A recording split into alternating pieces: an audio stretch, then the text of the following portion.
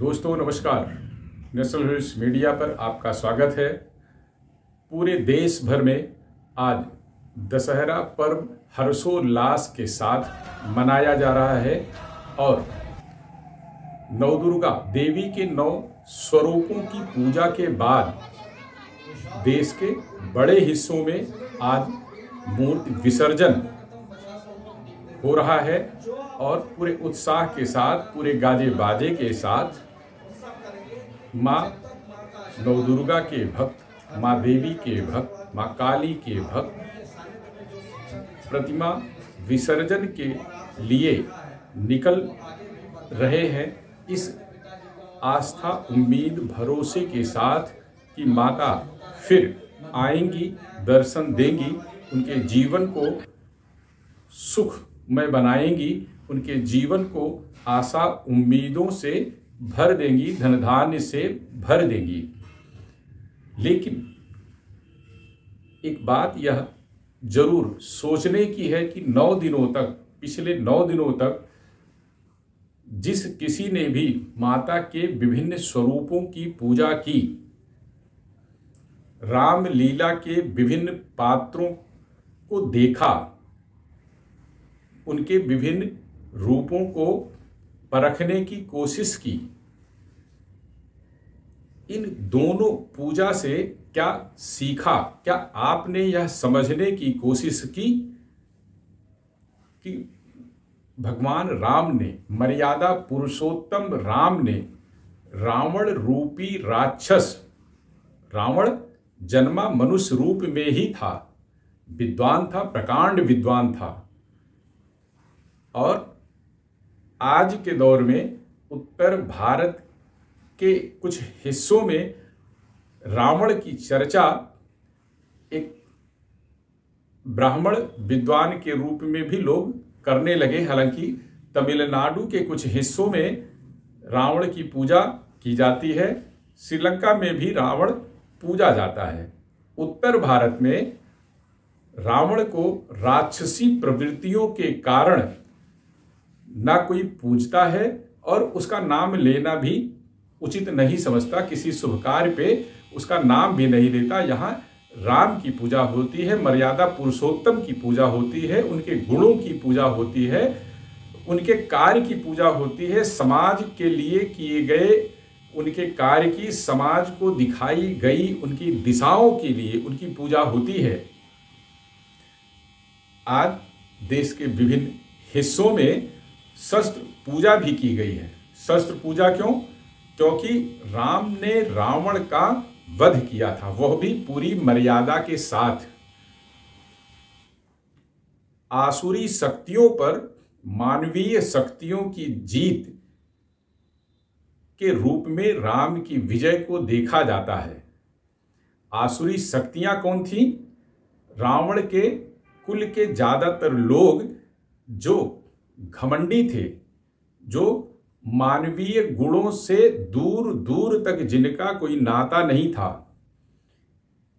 तो यह भी सोचिए कि आज के दौर में वह राक्षसी प्रवृत्तियां जिनमें हैं, क्या वह रावण जैसे नहीं हैं? माता दुर्गा के विभिन्न स्वरूपों ने जिन शुंभ निशुंभ की, जिन महिषासुर की, जिन रक्तबीज की वध किया, वह वध क्यों था? वह वध सिर्फ इसलिए था कि वह मनुष्य रूपी राक्षस राक्षस क्यों थे? अपने आचार, अपने विचार, अपने व्यवहार, अपने खान पान के कारण वह राक्षस थे। जन्मे तो सभी मानव रूप में ही थे, लेकिन अपने कर्मों से वह राक्षसी प्रवृत्तियों में ढल गए। राक्षसी प्रवृत्तियों में ढल गए तो जो पूजा पाठ करने वाले लोग थे, जो सनातनी परंपरा यानी जो देवी देवताओं की पूजा में लीन रहने वाले भक्त थे, जो सदाचारी थे, उनका उत्पीड़न करते थे। वह उत्पीड़न करने वाले आज भी वर्तमान हैं। क्या उन्हें राक्षस नहीं कहा जा सकता? इजराइल पर जिस हमास ने हमला किया उसकी जो गतिविधियां हैं, उसने जिन लोगों को, जिन बच्चों को, जिन महिलाओं को जिस नृशंस तरीके से, क्रूर तरीके से मारा, क्या वह राक्षसी प्रवृत्ति नहीं है? क्या वह आज के राक्षस नहीं है? आईएस जैसे आतंकी संगठन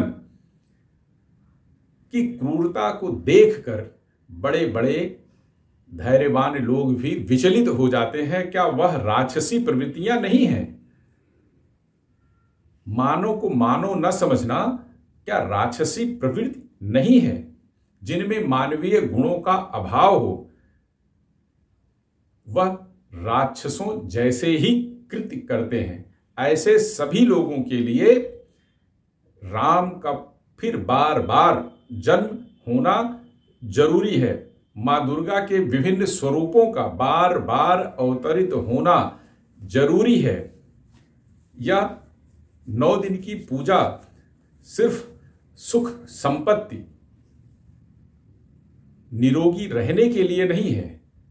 यह 9 दिन की पूजा इसलिए भी की जाती है कि हमारे आसपास आसुरी शक्तियों का प्रवेश ना होने पाए, हमारे घर के आसपास से भी आसुरी शक्तियां, बुरे विचार दूर रहें। रावण को भी इसीलिए नहीं पूजा जाता, या रावण रूपी जो भी बुरे कर्म हैं उनको इसलिए दूर रखने की कोशिश की जाती है कि उनके आने से जीवन में सदा सदा कष्ट ही रहता है। राम की पूजा इसलिए की जाती है कि वह मानवीय गुणों से ओतप्रोत तो थे ही, समाज के लिए भी उन्होंने विभिन्न दिशाएं दी जिनका आज पालन करने की, जिनसे सीखने की आज बहुत ही जरूरत है। इसलिए राम और देवी के 9 स्वरूप वर्तमान समय में भी बेहद जरूरी हो गए हैं। राक्षसी प्रवृत्तियां आप में घर न कर जाएं, आप में प्रवेश न कर जाएं, इसलिए राम की पूजा जरूरी है। राम की पूजा कैसे? उनके आचरण से, उनके व्यवहार से, उनके किए गए कार्यों से सीख लेने की जरूरत है। दशहरा पर्व पर देश के विभिन्न हिस्सों में क्षत्रिय समूहों द्वारा आज विजय पर्व दशहरा पर शस्त्र पूजन किया गया। जगह जगह शोभा यात्राएं निकाली गईं, क्योंकि विजय पर्व रावण पर राम की विजय के रूप में मनाया जाता है। इसलिए, और किसी भी विजय में, किसी भी जीत में, किसी भी युद्ध में हथियार का बहुत महत्व है, शस्त्र का बहुत महत्व होता है। क्षत्रियों के लिए शस्त्र तो अनिवार्य विद्या रही है।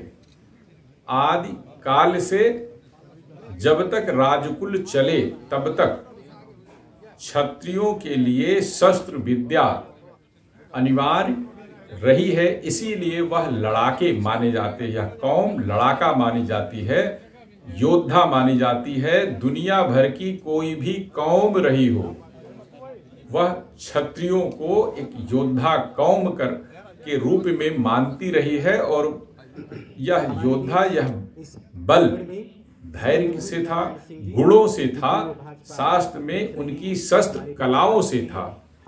राम जी ने रावण को जो मारा था, उसी परंपरा का निर्वहन करने के लिए आज तक शस्त्र की पूजा की जाती है। तो क्षत्रियों के लिए शस्त्र अनिवार्य तब भी था, आज भी है, लेकिन अब शस्त्र के साथ शास्त्र की भी जरूरत है।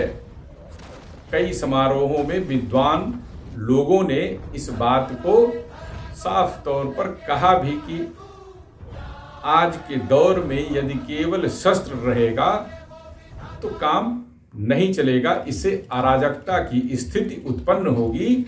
इसलिए शस्त्र के साथ शास्त्र विद्या भी जरूरी है। शास्त्र का ज्ञान होगा तो शस्त्र का संचालन करना आसान हो जाएगा, शस्त्र कहाँ उठाया जाना चाहिए, किसके खिलाफ उठाया जाना चाहिए, क्यों उठाया जाना चाहिए, कहाँ इसकी जरूरत है। हाथ में हथियार आ जाने से यह अधिकार नहीं मिलता कि इसका जहां इच्छा हो वहां इस्तेमाल कर लिया जाए। इसीलिए शास्त्र की जरूरत है। शास्त्र यह बताता है कि शस्त्र की जरूरत कहाँ है, किसके खिलाफ हथियार उठाने की जरूरत है, कहाँ इसका इस्तेमाल किया जाना है। इसीलिए विद्वानों ने दशहरा के दिन, शस्त्र पूजा के दिन यह बात बताई कि क्षत्रियों के लिए भी अब शस्त्र के साथ शास्त्र की पूजा जरूरी है।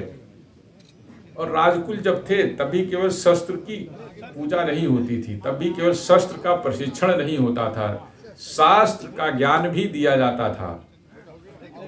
शास्त्र का ज्ञान प्राप्त करने के कारण ही तमाम क्षत्रिय राजा विद्वान भी हुए और उनकी विद्वता ने बड़े बड़े ऋषि मुनियों को भी प्रभावित किया। इसलिए शस्त्र के शास्त्र आज भी जरूरी है। शस्त्र सीखें, शस्त्र का ज्ञान प्राप्त करें, शस्त्र चलाने का प्रशिक्षण प्राप्त करें, लेकिन शास्त्र का भी ज्ञान प्राप्त करें। अच्छी शिक्षा, शास्त्र अच्छी शिक्षा से तात्पर्य है, अच्छी शिक्षा प्राप्त करें।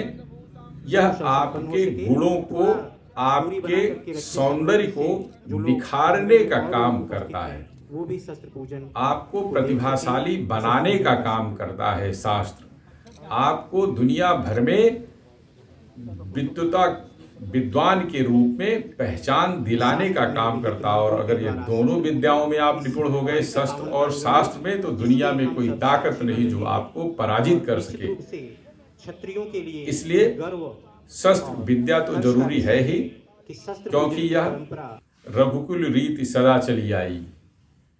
तो जो राम जी ने रावण पर विजय प्राप्त की थी, उसको चिरंतन काल तक याद करना जरूरी है, क्योंकि इससे हम अपने जड़ों से भी जुड़े रहते हैं।